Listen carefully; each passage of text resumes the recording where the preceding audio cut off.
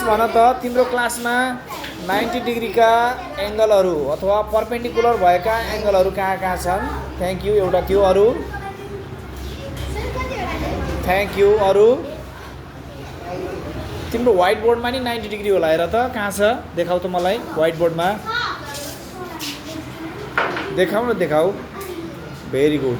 Line पनि कुन कुन लाइनहरू ल मलाई व्हाइट बोर्डमा तिमीले एउटा भर्टिकल लाइन कुन हो देखाऊ त व्हाइट बोर्डको भर्टिकल लाइन कुन हो अनि होरिजेन्टल लाइन कुन हो? भर्टिकल लाइन र horizontal line.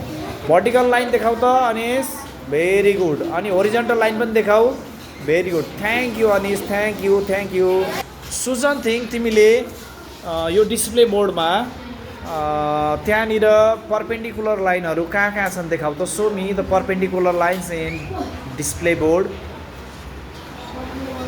So me properly राम्रो देखाउने अल्छी लागे जस्तो होइन। ओके एन्ड इन द्याट त्यसमा चाहिँ त्यो आचार संहितावाला बोर्डमा चाहिँ देखाऊ त।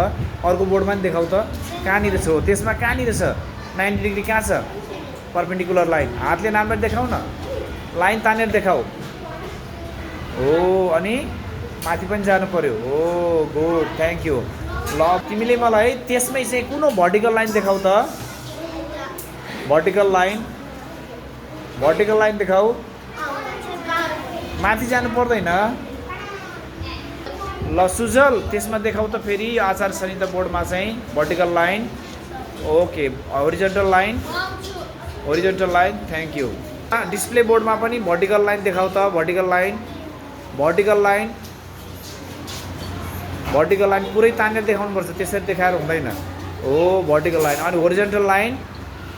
ल ओके